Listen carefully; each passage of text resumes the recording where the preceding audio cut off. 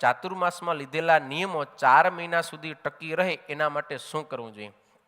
તો જેમ મેં થોડીક પૂર્વે વાત કરી એમ કે અતિ ઉત્સાહમાં આવીને, જેમ કેમ આમ સિઝન આવી હોય ને, દિવાળીની સિઝન તમે કમાઈ લઈ એમ રાત દિવસ મંડી પડે, ખાધા ભેગા ન થાય ને હુવા ભેગા ન થાય, અને પછી બીમાર પડે ને તો અઠવાડિયું સુધી હોસ્પિટલમાં પડ્યા હોય, દુકાન ન જઈ શકે, એટલે એનું જ થયું એમ.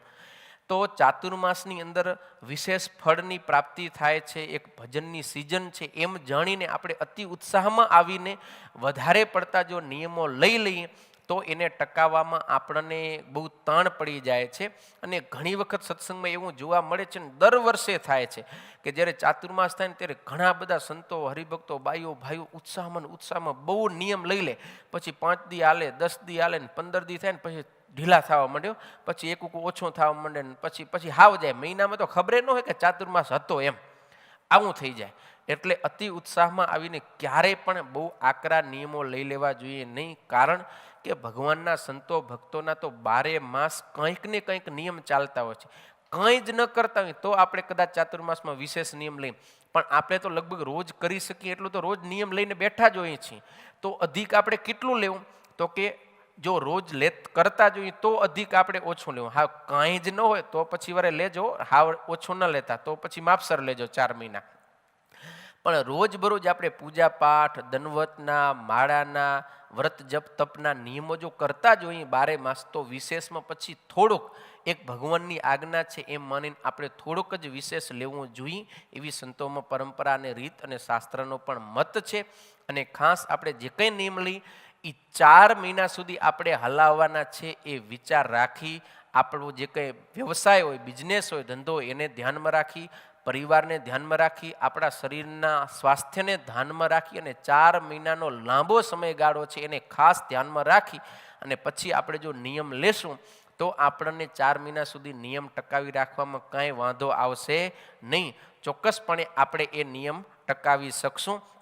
અને એમાંય જો કાંઈ પણ નિયમની અંદર ફેર પડી જાય તો એ કઈ પરિસ્થિતિમાં, તો એમાં પણ સત્સંગી જીવનમાં કહેલું છે કે ચાતુર્માસના નિયમો લીધે એમાં મહા આપતકાળ આવી પડે. શું શબ્દ વાપર્યો? મહા આપતકાળનો સમય આવી પડે તો પછી દેશકાળ અને પોતાની શક્તિ પ્રમાણે વર્તવું. બાકી ભગવાન આપણા ઈષ્ટદેવ છે, એ અંતર્યામી છે, એ બધું જાણે છે. આવી રીતે સતાનંદ સ્વામી લખ્યું છે, સમજ્યા ને? 42મા અધ્યાયનો 9મો શ્લોક છે, જોઈ લેજો તમે.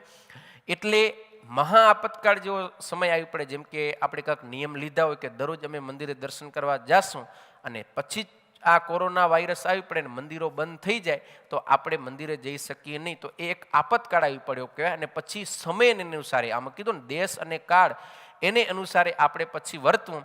તો સમયને અનુસારે આપણે નથી જઈ શકતા મંદિરે, તો ભગવાન અંતર્યામી છે, એ બધું જાણે છે. અથવા તો આપણને શરીરમાં કંઈ રોગ આવી પડ્યો, મંદિરે રોજ દર્શન કરવા જવાનો આપણે નિયમ લીધો હતો, પણ શરીરમાં રોગ આવી પડ્યો અને આપણે અઠવાડિયા સુધી હોસ્પિટલમાં ભરતી થવું પડ્યું, તો મંદિરે નહીં જઈ શકી, તો એક રોગ છે, આપતકાળ છે, તો ભગવાન અંતર્યામી બધું જાણે છે. તો આવી પરિસ્થિતિમાં નિયમ ન પાડી શકી તો એ દોષરૂપ નથી. બરોબર? એક વસ્તુ.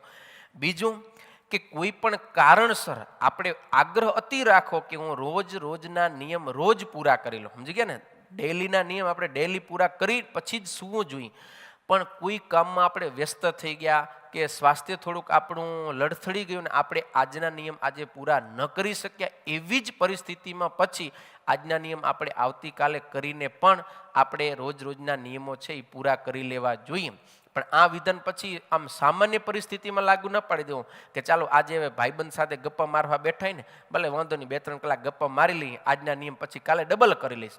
આવી પરિસ્થિતિમાં નહીં, કરવાના જ છે પણ ન મળ્યો સમય, ન થઈ શક્યા, તો પછી તમે બીજે દિવસે નિયમ પૂરા કરી લો તો પણ દોષરૂપ નથી. આગલા દિવસના આપણે પાછલા દિવસે કરી શકીએ છીએ. તો આવી રીતે 4 મહિના સુધી આપણે નિયમો ટકાવવા જોઈએ.